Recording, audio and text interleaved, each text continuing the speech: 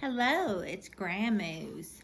We're going to continue with our book, the Jesus Storybook Bible. Today our story is on page 152. Are you ready? You got your book open? Pause and open your book. This one is called Daniel and the Scary Sleepover. This is about Daniel and the lion's den from Daniel chapter 6. Things were not looking good for God's people. They had been captured and taken far from home, and now they were slaves of the king of Babylon. But God had not left his people. He was with them and he was looking after them. Daniel loved God and obeyed him. Now God made Daniel able to understand lots of difficult things, so it wasn't long before the king of Babylon noticed him. King Darius liked how clever Daniel was, so he made Daniel his most important helper of all and put him in charge of lots of other helpers. But the other helpers didn't like this. They wanted the king to like them best. They wanted to get rid of Daniel. So they spied on Daniel. They tried to find things wrong with Daniel, things they could tell the king, things they could, but there weren't any. None. They couldn't find anything at all. See Mercury? They couldn't find anything at all, except there was just the one thing. Every day, 3 times a day, without fail, no matter what, Daniel went to his room, closed the door, and prayed.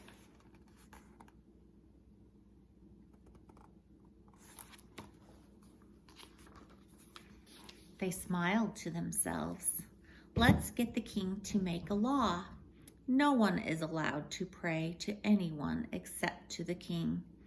Daniel won't obey this law and he will be punished. They were pleased with themselves for being so clever and hurried off to tell the king. The king liked their idea. He didn't know they were tricking him, so he made it into a law. Everyone must pray only to me. If you don't, the lions will have you for dinner. Daniel heard this. He knew it was wrong to pray to anyone except God. He had to do what God said, whatever it cost him, even if it meant he would die. So Daniel went to his room, closed the door, and prayed.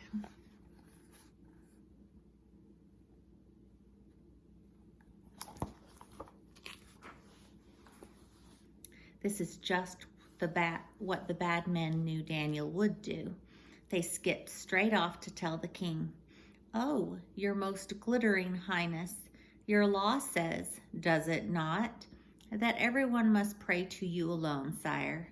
"Yes," said the king. "Oh, magisterial brightness, then correct us if we're wrong. But it would seem that Daniel is praying to God, not to you." The king was sad. He had been tricked. He didn't want to hurt Daniel, but he couldn't change his law. And so he let the soldiers throw Daniel to the lions. "Make your God, who you love so much, rescue you," the king said.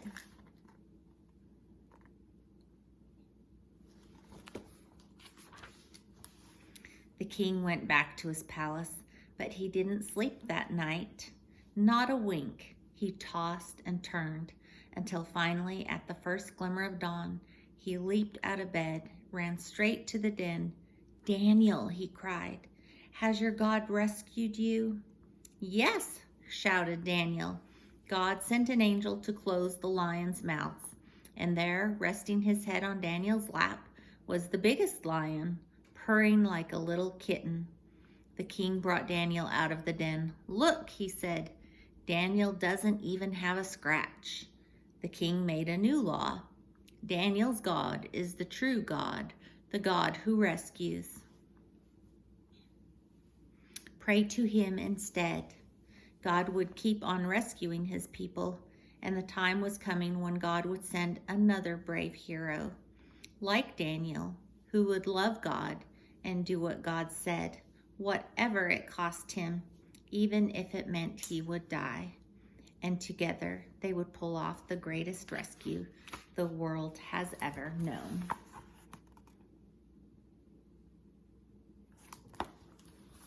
That's the end of that chapter. I'll see you with the next one. Grandma's loves ya.